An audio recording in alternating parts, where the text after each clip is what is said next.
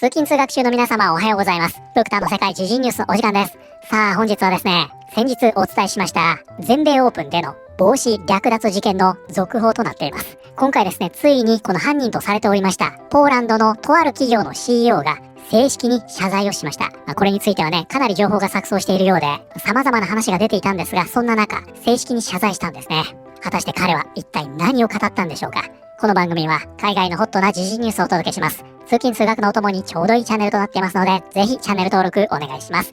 さあ、それでは本題です。こちらね、見えておりますが、先日ね、こちらの動画でお伝えしました、全米オープンにおける帽子略奪事件ですね。こちらに見えております、ポーランドのカミル・マイクシャク選手。ここにね、ちょうど見えているんですが、このね、サイン入りの帽子を目の前にいる子供に渡そうとしたんですね。するとね、ここでもうすでに狙っていますよ。バッチリ見てますね、これ。このね、横にいる大人が、この帽子を、ここにね、見えておりますが、このように略奪するんですね。もうこう見るとはっきりわかりますね。そしてこの男はですね、この帽子をこの横にいる妻の袋に入れてしまい、これが無事大炎上したというわけです。そして怒ったネット民はですね、この人物の特定に乗り出しました。そこで大きな手がかりになったのはこちらだったんですね。見えますか？アイアンマンと書かれたこの帽子についているエンブレム。これですね。こちらね、彼の Facebook 上に、ここありますね。はい。投稿されておりまして、これね、何かというと、トライアスロンのロゴだったんですね。ここね、フィニッシャーとありますが、つまりね、このトライアスロンを完走した人に贈られる、メダルでしょうか、バッジでしょうか、とにかくエンブレムですね。これをおそらく自慢していたんですかね、この Facebook で。で、どうやらですね、あの帽子の写真も上がっていたということで、身元が特定されたということのようです。つまり、帽子で見バレしてるんですよ。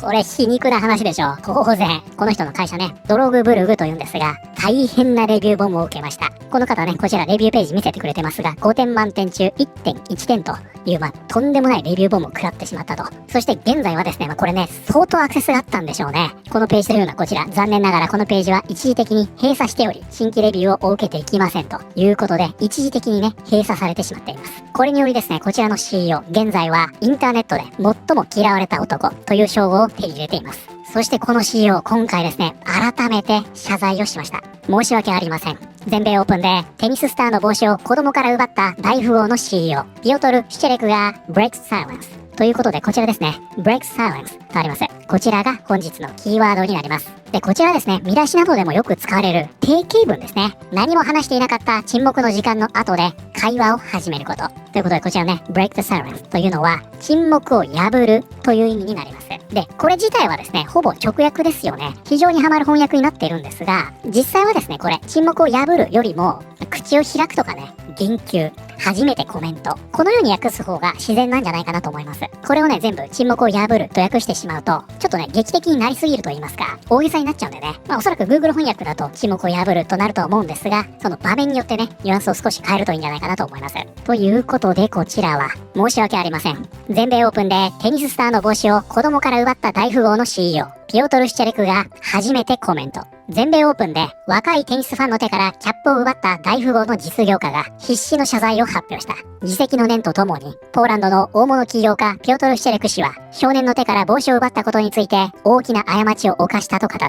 この出来事の映像はカミル・マイクシャクが5セットの激戦を制した直後に撮影されたもので、ネットで拡散され、シュチェレク氏はインターネットで最も嫌われた男とまで呼ばれるようになった。CEO を装った偽アカウントによるフェイク声明が多数ネット上で出回っていたが、最新の投稿は長年使われている本人の公式 Facebook アカウントからのものだと確認されている。ちょっとこれについては後ほど触れますね。つまりここが見出しの Breaks Silence にかかってるわけですね。今回の声明が初めてのものですよと。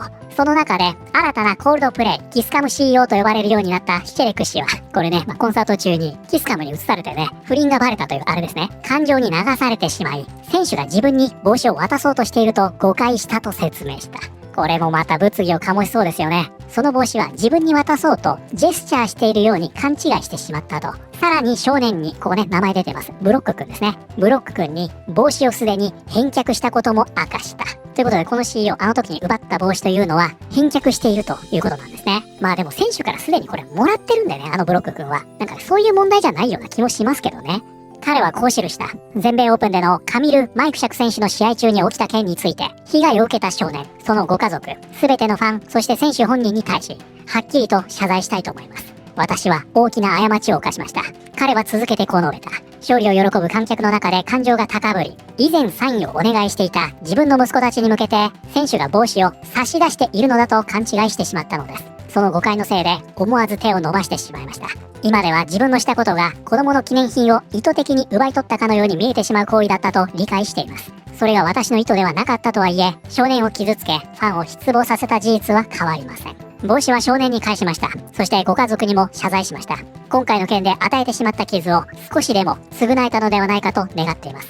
ということで、今回の一件というのはね、この選手に対してね、以前からサインをお願いしたので、帽子はね、自分にくれているものだと勘違いしてしまったと、このように言ってるんですね。あくまでも子供から奪い取ったわけではありません。ただ今ではそのように見られてしまっているというのは理解しています。そしてその上で謝罪していると。これはどうなんですかね。プクタがね、見る限りは、帽子を奪ったその後ですよね。もう意地でも子供には目合わせないぞみたいな。ものすごいね、後ろめたさみたいなのを感じたので、だってね、自分に向けて渡された帽子を横の子供が欲しがっているとなれば、この主張が本当なのであればですよ。ごめんね、この帽子はね、息子にあげるものなんだよって言えたでしょ。で、その後ね、この子にペンだけね、ポイって渡してるわけで、この釈明というのは、プクタ的にはね、結構違和感ありますが、皆さんどうですか？いや、だからここではね、その自分のね、息子たちの顔がよぎって、横の子供から奪ってしまいました。本当に申し訳ありませんでしたと。いう方がなんか誠意は通じたような気はしなくもないですけどね。そしてその後ね、ネットに出回りました。CEO や妻、そして弁護士からのものと言われておりました、声明について研究しています。彼はさらに、今回の投稿が公式な声明であることを強調し、こう述べた。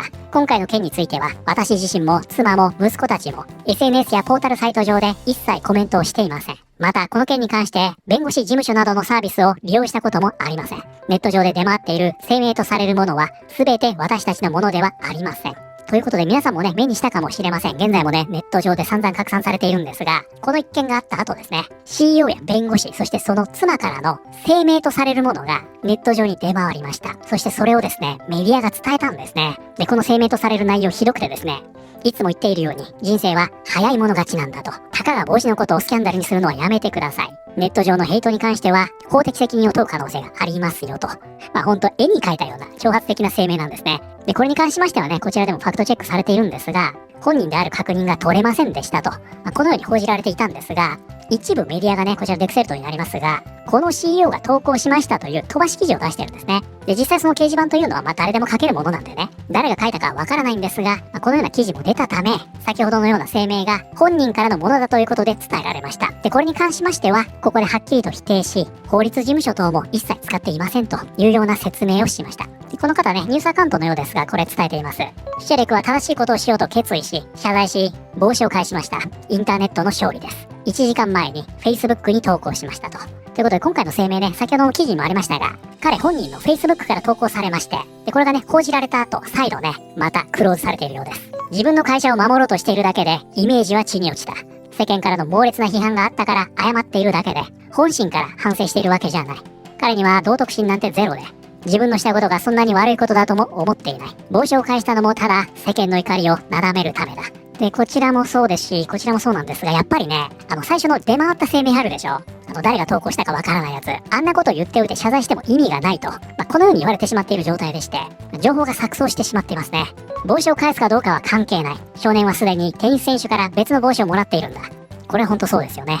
あの男は最低なやつで、全国放送でみんながそれを見ていた。自分がいじめっ子に見えているという SNS 上の現実を直視できなかったんだろう。遅すぎるし、あまりにも手遅れだ。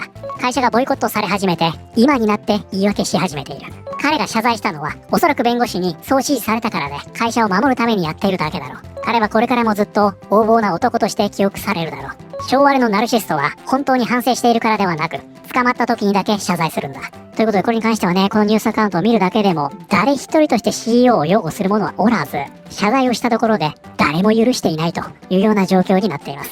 はい、ということで本日はですね、先日、大変物議を醸しました。全米オープンの帽子略奪事件で、当の CEO が釈明と謝罪をしましたが、誰もそれを信じていないという話題を見てまいりました。いかがだったでしょうか？さあ、皆さんいかがでしたか？この謝罪、皆さん信じますか？正直ね、かなり苦しいなという印象は受けますよね。で、やっぱりね、ビジネス的にもまずいのは、前回のコメント欄にもね、多数書き込まれていましたが、この CEO はこうやってのし上がってきたんだろうねと、このように見られてしまうわけですよ。なんかやってんだろうなみたいな、こういうことをいつもやってるんだろうなみたいに見られちゃうでしょ。そこが一番厳しいとこなんじゃないかなと思いますね。ぜひね、これに関しては皆さんのご意見も聞かせてください。ということで、本日の動画は以上になります。この動画良かったよと思っていただいた方、ぜひチャンネル登録、グッドボタンお願いします。それではまた通勤通学中にお会いしましょう。